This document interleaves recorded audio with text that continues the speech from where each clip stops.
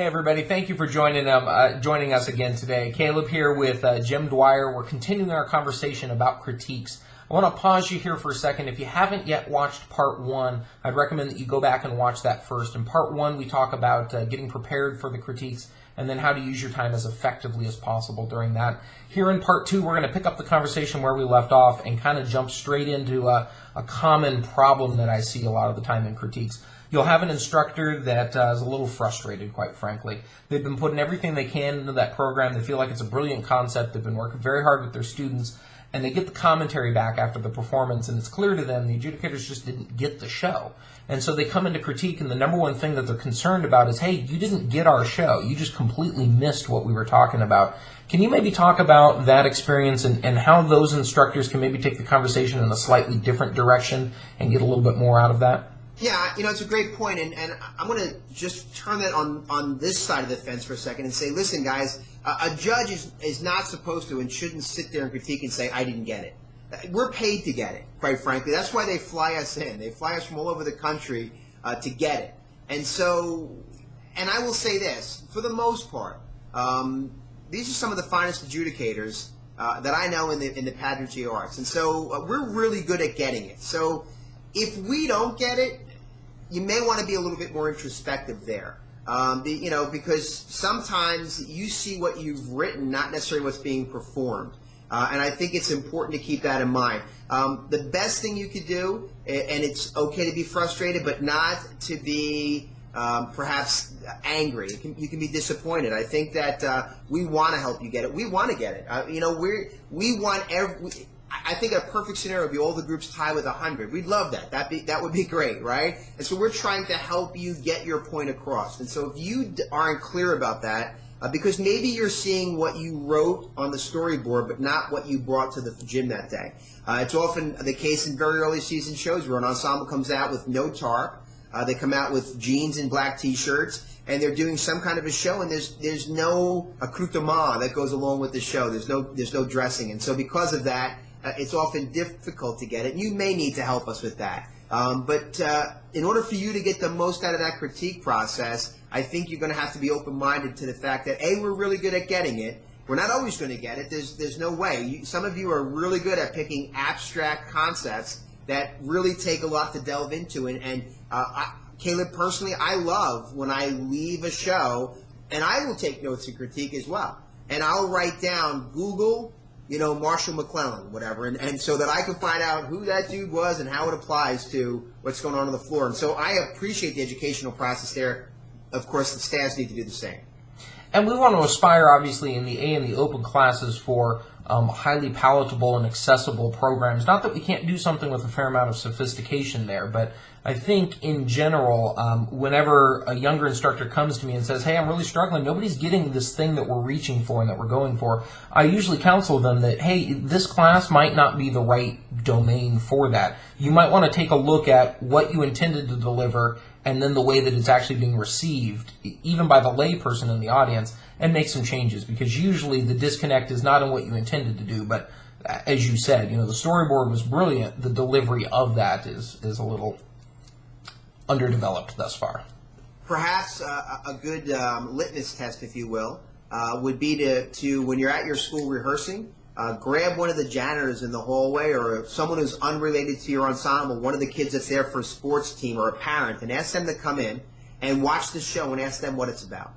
Because if you're that good at presenting what you think you're presenting, then the janitor should get it. The mom from the swim team probably should get it, right? And so utilize those resources for you, because like I said, it's often we become a little myopic and we see what we wrote. So keep that in mind. That's really important.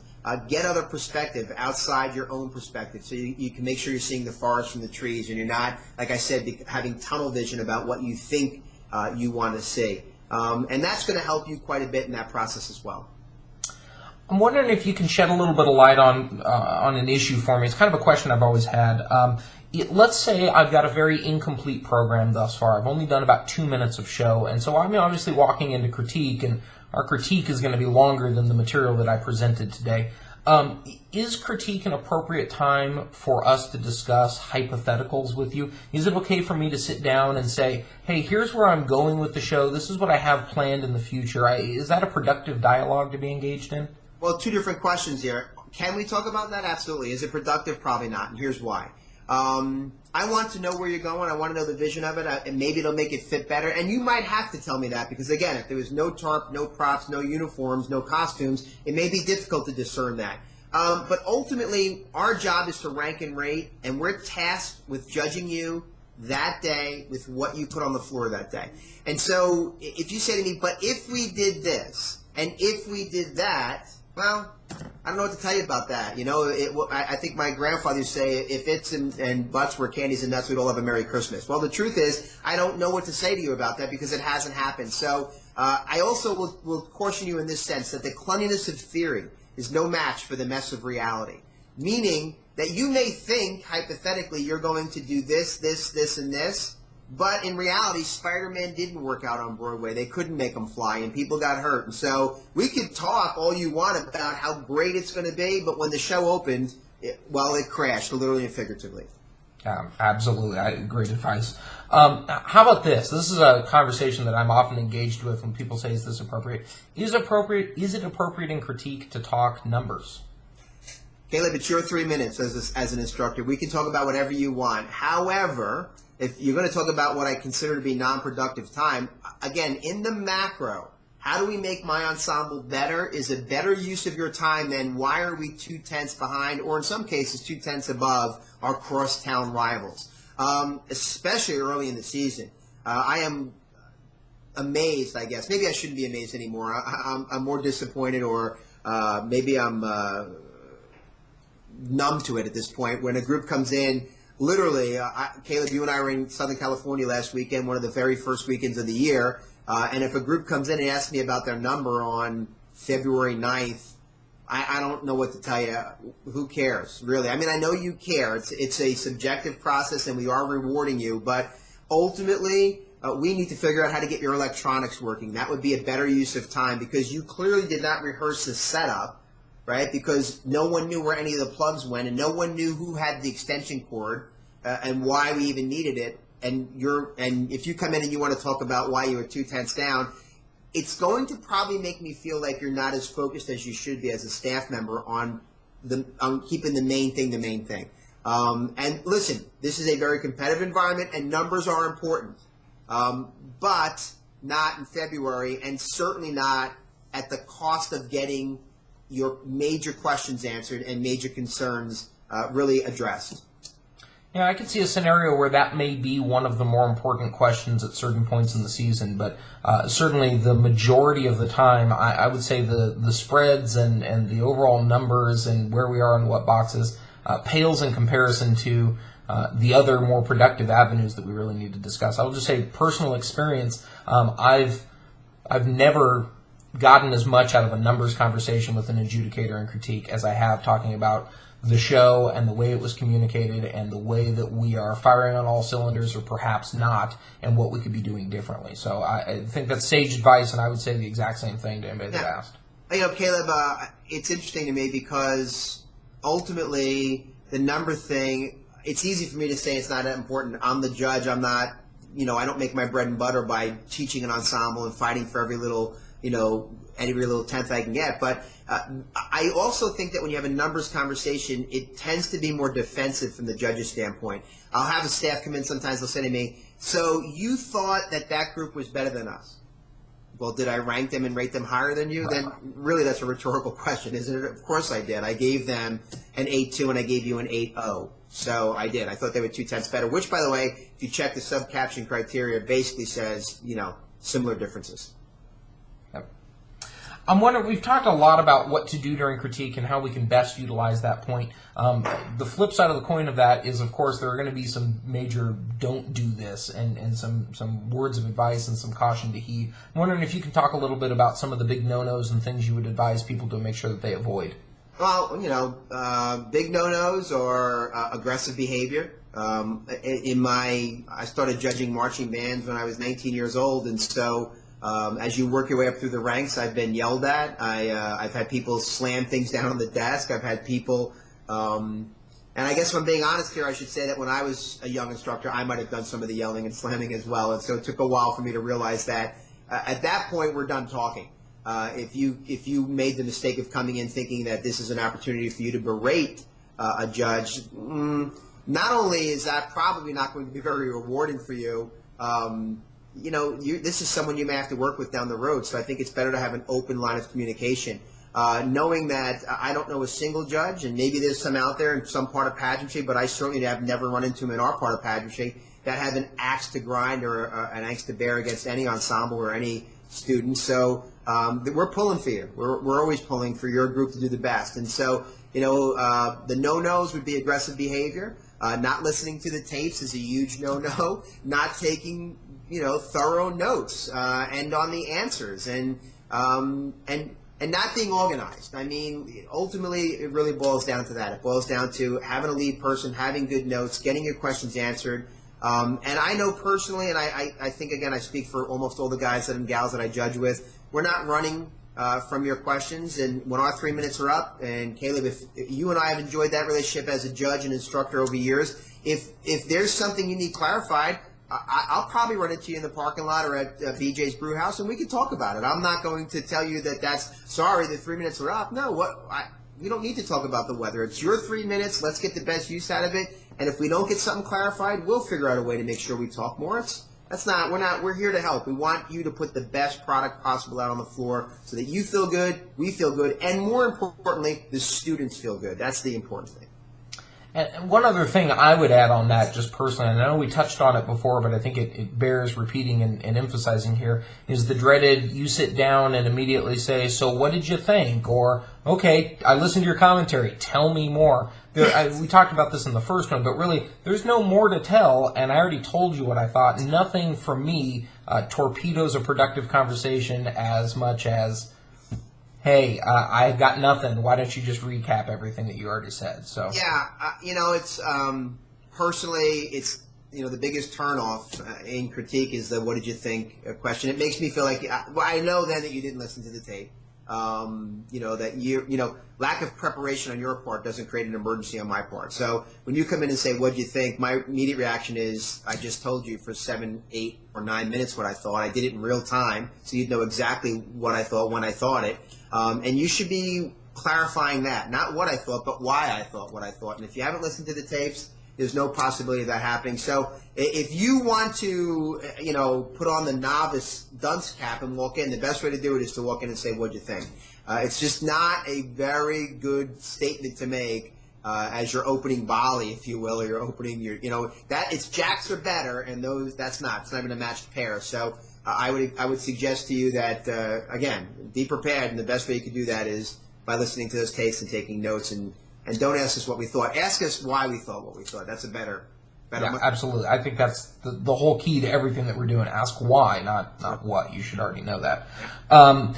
Another big question for you: are you ever offended if someone doesn't come to critique? No, not at all. Listen. It's your time. I am often dismayed when I think sometimes the groups that, in my opinion, need it the most, they could use some direction, don't. But maybe that's why they need it the most. Maybe they don't come to critique. Maybe they don't understand the value of it. Maybe these little video sessions will help. I don't know. But no, I'm not offended. I personally don't go, I can't believe that XYZ didn't come into critique. Sometimes I'll look at my notes from the show and I'll have really what I think is valuable information that I want to share with them. When they don't come in, if I feel anything, I'm not offended. I feel bad for the kids. I feel like they could do better if they knew this, this, and this, and they're maybe sometimes very simple things. But if the staff doesn't come in, it's hard for me to be able to communicate that to the ensemble. So we hope you take advantage of it, but no, we're not offended at all. So if there's a situation early in the season, it's my first show out, I only have 2 minutes of music so far. My floor's not painted yet. All we have are black T-shirts and jeans. And I feel like, the show is not in a shape yet where I can really have a productive conversation with you about it. You're not offended if I choose not to use those 3 minutes? Not at all, but I would say this to you, Caleb. Why not come in and say to me, let's have our hypothetical conversation. I'm thinking of doing a show about fire and ice, and I've got a tarp that's red and our uniforms are orange. Where's the ice? right? Or I'm doing a show about water and everything in the floor is tan. Well, that's sand. That's not water. So let's talk about those selections. So I think you should take advantage of the 3 minutes regardless. I mean, if someone's going to go on a plane and fly from California to Hattiesburg, Mississippi to judge a show, you should probably want to take advantage of having them there and asking the question that you want to ask them. I don't know why you wouldn't, but that's up to you. But no one's offended. Even if it's just 2 minutes, let's talk about what you think it's going to be, or run some ideas with the flagpole. Let's see, maybe I'll spot something in your dialogue that I go, wait a minute, hold on a second. I've seen Miss Saigon several times, and almost always the hats are tan and the traditional garb is red. Just keep that in mind. I know you said you wanted to go with green and blue, but traditionally those aren't the colors. So it might be harder for you to convey that message. And maybe you've never seen Miss Saigon, so you wouldn't know that, or all the rage right now, Les Mis, or whatever the case may be. The last thing I wanted to talk to you about before we kind of get to some closing thoughts and things like that would be some things to do perhaps after the critique session is ended. I'm an educator by trade. This is a big deal to me, is the process of after it's done, what happens next. And if you just leave it and walk away from it, ultimately you're not going to get as much out of it. I'm wondering if maybe you can share some advice on what to do after critique as an extension of the activity, and realizing that it's not over once the time is up, so to speak. Yeah. That's a really great question, because I think sometimes, you have to inspect what you expect. And so I think you come to critique, you come with your notes. Your notes are questions that you want answered, clarified, and you've left space for our responses underneath that. That's a working document now. Take that document, and I would immediately after the show, the next day, whatever the case may be. I mean, I know when I used to teach, we'd have a staff meeting at the end of the weekend, Sunday night, and we'd go over that critique list. And we'd say, this is what we hope, this is actually what we got, this is what Jim or Scott or Chris said about it. And so subsequently, that would be my rundown, if you will, in sports terminology and news terminology. That would be my rundown for my rehearsal on Monday night. I'd say, well, here's what we're going to fix. We're going to fix this, and Scott said this, and Julie Dalvia said that. So we're going to address those points. And so for me, I would meet with the staff. And by the way, you might jettison some of those ideas. As a staff, you may say, well, this is what we want to do, and I don't really care that Jim thinks it's this. It's not for us. It's something else, and that's okay, but you should at least go through a process of clarifying that, refining it, reducing it down, boiling it down to its essence, and then using that as your format for how you're going to run rehearsal next week. Ultimately, I think that's how you're going to get better week to week. And if you don't do that, if you go to rehearsal and you keep doing the same thing you've always done, you're going to keep getting the same thing you've always gotten. Yeah, I think one of the great things to do is to basically use the output from that critique, whatever the outcome was, as your lesson plan for the next week. This becomes the hit list. This becomes the topics of conversation within your staff. Even if they're not implemented into the show, this is what you then discuss. And some great tools to do that are Evernote, a great way for you to be able to quickly jot down some notes and save them right there at the show from your smartphone, from your laptop, whatever. And then maybe even importing those into something like Google Docs or something like that so that it can be shared out to the rest of the staff. Hey, here's a quick rundown of what our critique conversation was, and let's use this as a tool to begin extension conversations for what we can do next week. Great advice and a really important tool, I think, for everybody to take advantage of. Jim, before we wrap this thing up, do you have any final closing thoughts, anything else that we didn't get a chance to talk to that you'd like to add in there? Maybe not anything we didn't say, but just in recap, it's your time. Use it to your best advantage. I'm not offended if you want to bring a tape recorder in, a digital recorder, and record critique so that if the visual guy isn't there, you can go back and play that for that person. I don't have any problem with that. Take your notes, get them answered. Again, focus on the macro, focus on the big things, and then refine it down to the small things. Ultimately, early in the season, I would hope that myself and the staff are talking about conceptual things. We're talking about color choices. We're talking about major movements and staging and voicing. As we get towards the end of the season, we're going to be talking more about some of the micro things, the expressive opportunities, the artistic qualities, the micro detailing that goes into a show. We're not discussing that. In our judges meetings, which of course we had in Philadelphia this year, one of the things that we talk about is that your tape commentary is going to probably be, at least for me, more slighted towards composition in the early part of the year and less slighted towards performance. And that's going to morph in the middle of the season to more of a 50-50. Towards the end of the season, is going to be less composition comments, because clearly I'm not going to say to you 2 days before the World Championships, you got to rewrite the second number. But I might say that to you the second week of the season. Whereas the second week of the season, this past weekend in Southern California, I had an opportunity to judge, and Lake Elsinore out there for SCPA. I made very few, if any, performance comments. I'm not going to tell you in the first week of February that the people are out of step. I assume you know that the first week of February. We're just amazed that they all ended up in the same gym. And so kudos for that. That's what they were there for. They were there to get the butterflies out. They were there to have a rehearsal or a run in front of a live audience. And we can't worry about number 2 base runners out of step. That you'll fix that. I know you'll fix that as time goes on. We're going to talk more compositionally. So again, it's your 3 minutes. Focus on the macro. Worry about the micro later. And make sure it's productive for you. Make sure that you get a lot out of it. And if you're not pleased with that, then do an introspective self-analysis. You know, sit down with the staff and say, where could we have done better? What could we have done differently? You know, or did, I wanted to ask this and I didn't do it. Well, was it on the paper? Because if it was on the paper, you probably wouldn't have forgotten to ask. So, again, commit it to ink and get it answered so that you can have a better syllabus to work from. A lesson plan, as you said, when you get into your rehearsals that following week, and you can work on specific things, not general things that you might think are important but aren't being conveyed up to the box. Excellent. Jim, thank you so much for taking out some time out of your schedule to talk to me and to share all this information and wisdom with everybody. I really appreciate you doing that. Thanks, Caleb. I appreciate it. Thanks for the kind words earlier. I appreciate that as well. Again, we love this activity, and I love the leadership here, and I've met some amazing people throughout the process, and it's very much a symbiotic relationship. We're in this together, and so let's make the best use out of time. That critique time should be rewarding. It should not be adversarial in any way, shape, size, or form. It's not designed that way. Absolutely. I couldn't agree more with that sentiment.